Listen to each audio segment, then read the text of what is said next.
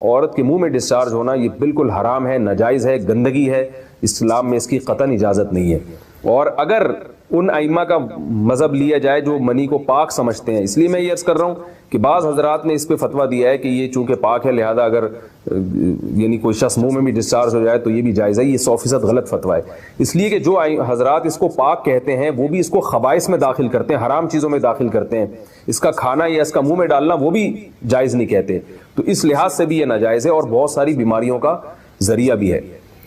دوسرا مسئلہ یہ ہے کہ اگر کوئی ڈسچارج نہیں ہوتا اورل سیکس کے ذریعے تو اس کا شرعی حکم کیا ہے؟ تو اس کا حکم یہ ہے کہ یہ انتہائی سخت درجے کا مکروہ ہے، ناپسندیدہ عمل ہے، اور اس کے سخت درجے کے مکروہ اور حرام نہیں ہے لیکن بہت زیادہ ناپسندیدہ اور شریعت کے مزاج کے بالکل خلاف ہے، اور اسلامی کلچر میں اس کا کوئی تصور نہیں تھا۔ یہی وجہ ہے کہ فقہائے کرام کے ہاں اس چیز کا تذکرہ بہت ہی محدود پیمانے پر ملتا ہے۔ یہ اس کی علامت ہے کہ مسلمان معاشرہ اس چیز سے بالکل بھی واقف نہیں تھا کہ یہ کیا ہوتا ہے، تو یہ چیز غیروں سے آئی ہے،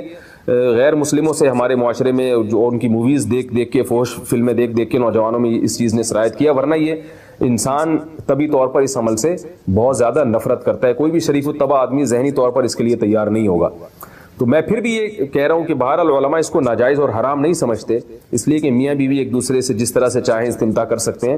لیکن سخت ناپسندیدہ بہرحال ہے اور مکروہ چیز ہے، اور اس قابل نہیں ہے کہ اس کی حوصلہ افزائی کی جائے۔ یہ اس کے بارے میں ہے کہ جب یعنی جو ہے وہ ادخال کیا جائے اس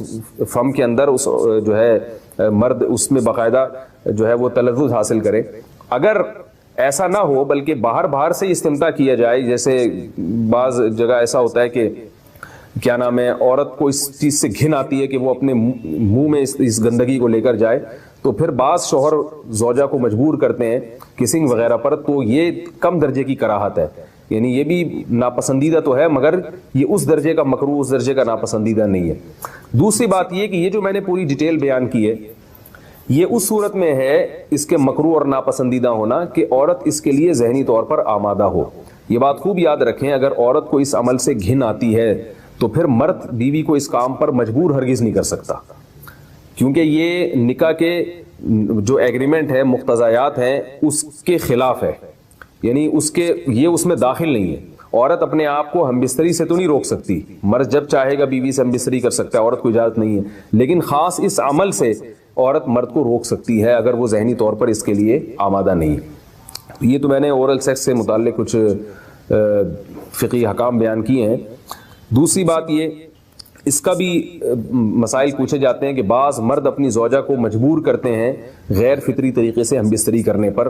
پچھلے راستے پر ہم بستری کرنے پر، تو یہ بات یاد رکھیں کہ ایسی صورت میں عورت پر اصل حکم یہی ہے کہ وہ ایسے مرد سے طلاق لے لے اور اس کو اپنے قریب نہ آنے دے، کیونکہ اس میں نقصان یہ ہوتا ہے کہ اگر عورت اس کام کی مرد کو اجازت دے دے تو کچھ وقت کے بعد اس کی اپنی نیچر تبدیل ہو جاتی ہے، اپنی فطرت بدل جاتی ہے اور اسے اسی اس غیر فطری کام میں لذت آنا شروع ہو جاتی ہے۔ تو اپنے آپ کو گندگی سے بچانا یہ بہت ضروری ہے، اور اگر وہ یہ سمجھتی ہے کہ طلاق کے بعد اس کے دوبارہ نکاح نہیں ہوگا، اس کی زندگی تباہ نہیں ہوگی، تو پھر سخت مجبوری میں اگر مرد اس کو دھمکیاں دیتا ہے مارنے کی یا طلاق کی، تو ایسی مجبوری میں پھر اللہ کی رحمت سے امید ہے کہ گناہ صرف مرد کے کندھوں پر ہوگا۔ ایک اور علمی نقطے کی بات ہمیں یہ پتہ چلتی ہے اس آیت میں کہ نساؤکم حرث لکم، اللہ تعالیٰ نے نکاح کا بنیادی مقصد حرث بتایا ہے، یعنی نسل بڑھانا۔ تو یہ جو فیملی پلاننگ والے آج جس دعوت کو لے کے چل رہے ہیں کہ بچے دو ہی اچھے،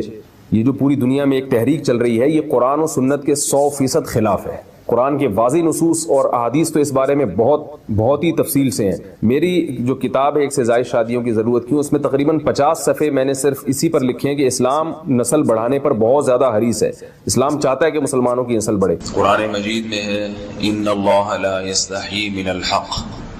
کہ اللہ تعالیٰ حق بات بیان کرنے سے حیا نہیں کرتے۔ حدیث میں بھی بعض ایسے مسائل کو اللہ کے رسول نے بیان کیا ہے صلی اللہ علیہ وسلم نے جو بظاہر حیا کے خلاف ہیں، مگر اس لیے بیان کیا کہ اگر آپ صلی اللہ علیہ وسلم بیان نہ کرتے تو لوگ ان بے شرمی کے کاموں میں مبتلا ہو جاتے۔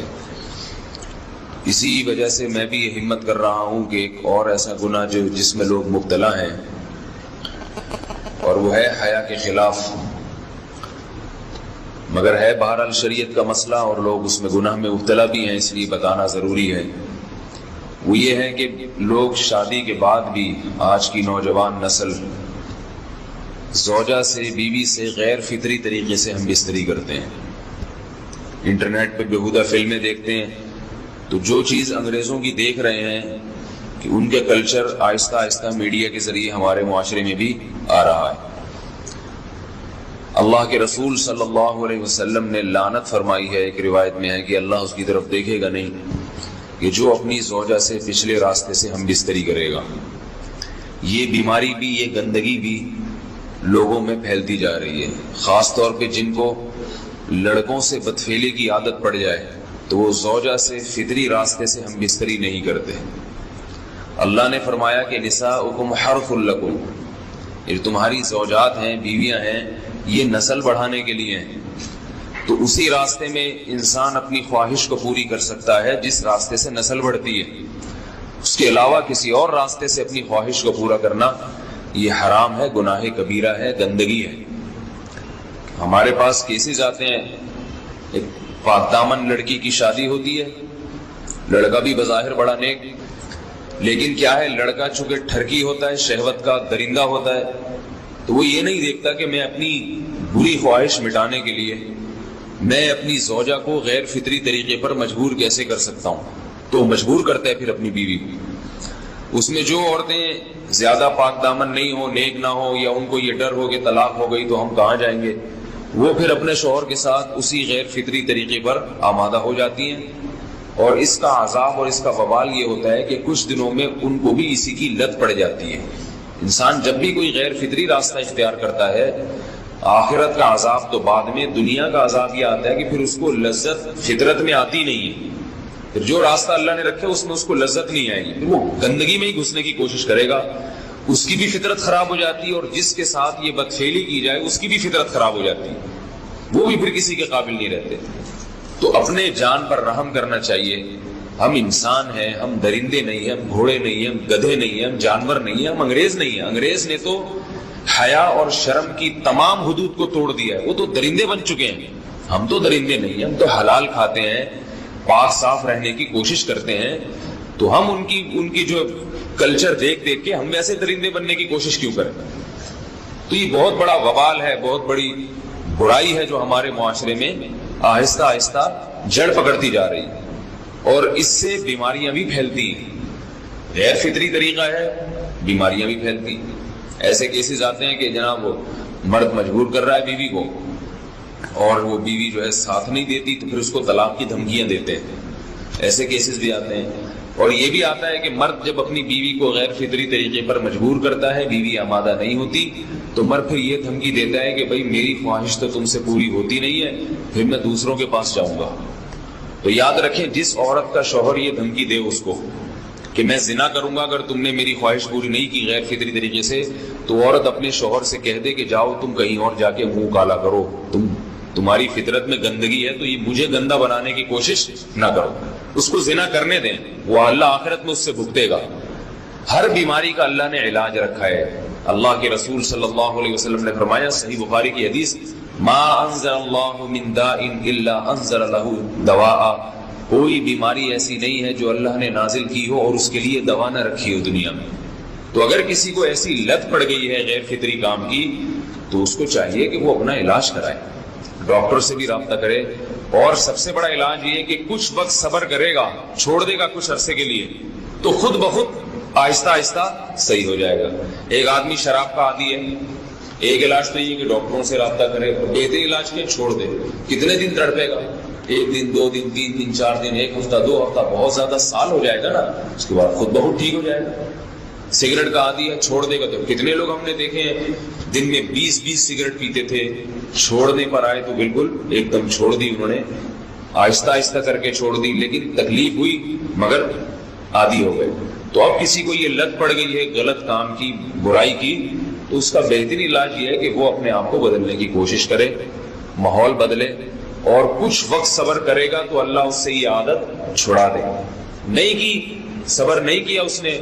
پھر اسی گندگی میں موت واقع ہوگی، پھر آخرت کا عذاب بہت سخت، نسلیں برباد ہو جاتی ہیں اس عمل سے انسان کی۔ تو بات حیا کے خلاف ہے، مگر یہ کہ ایک بزرگ تھے وہ بات فرما رہے تھے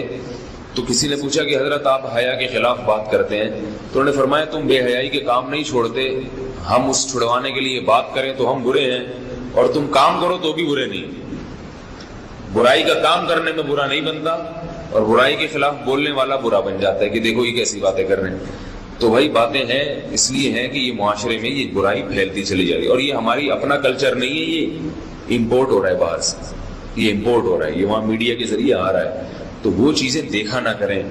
اور ان لوگوں سے دور رہا کریں۔ ہمیں تو دین کا داعی ہو کے ان کو ہدایت پر لانا تھا، بجائے ہم ہدایت پہ چل کے دوسروں کو چلانے والے بن کے ان کے راستے پہ ہم نے چلنا شروع کر دیا۔ اللہ تعالیٰ ہمیں اب دیکھیں ان کے ہاں ایڈز کا مرض پھیل گیا ہے۔ آپ بتائیے یہ ایڈز کا مرض ہمارا ہے کیا؟ یہ بیماری ہماری ہے یا ان کی ہے؟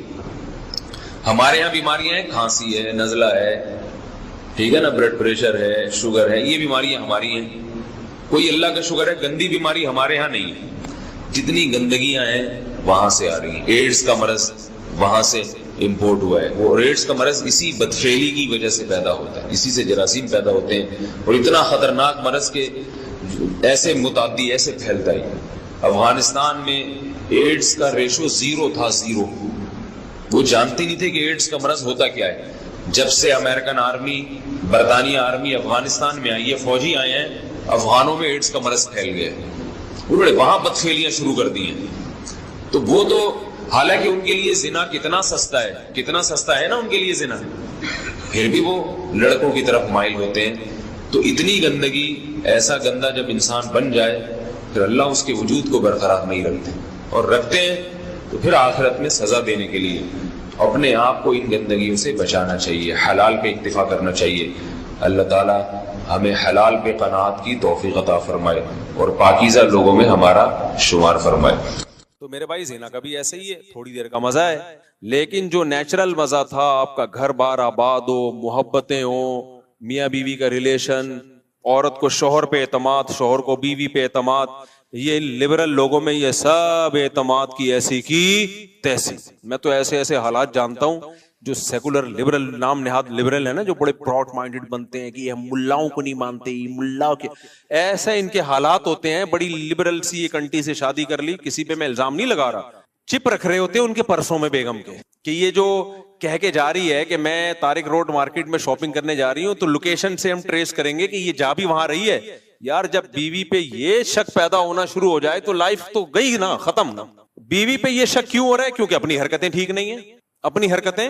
ٹھیک نہیں ہیں۔ ان کو پتا ہے کہ ہم جب برے ہیں، ہم ادھر ادھر پتہ نہیں کام مکالا کرتے ہیں، تو ہماری بیوی بھی ہو سکتا ہے کر رہی ہو۔ تو یار یہ کوئی زندگی ہے؟ سوچو ہے۔ عورت کو شوہر پہ اعتماد نہیں ہے کہ پتہ نہیں یہ جمشید کا نمبر ہی ہے یا جمشیدہ ہے یہ، اور مرد کو بیوی پہ اعتماد نہیں ہے کہ پتہ نہیں یہ سلطانہ ہے یا اصل میں اوریجنل سلطان نہ ہو کہیں ہے۔ تو یہ کوئی زندگی ہے؟ اس کو تھوڑی ریلیشن بولتے ہیں۔ اس سے تو بہتر تھا کہ تم شادی نہ کرتے یار۔ ایسے شکوک ایک دوسرے پہ، شوہر باہر ملک چلا جاتا ہے، وہ بیوی پہ شک کر رہا ہوتا ہے، میں یہاں ہوں پتہ نہیں وہ کیا کر رہی ہے وہاں، عورت کو اس پہ شک ہوتا ہے کہ وہ وہاں پتہ نہیں کیا غل غباڑے کر رہا ہے۔ یہ ہے مذہب سے بغاوت کا بولو نتیجہ۔ یہ اللہ دنیا میں زانی کو عذاب دیتا ہے کہ وہ تھوڑی دیر کی لذت، اچھا وہ تھوڑی دیر کی لذت بھی پہلی دفعہ میں اس کو لگے گی، اس کے بعد وہ اس کا عادی ہو جائے گا۔ تبھی تو یہ جو گورے جو ہومو سیکسولیٹی کی طرف آئے ہیں، کیوں آئے ہیں؟ یہ نائٹ کلب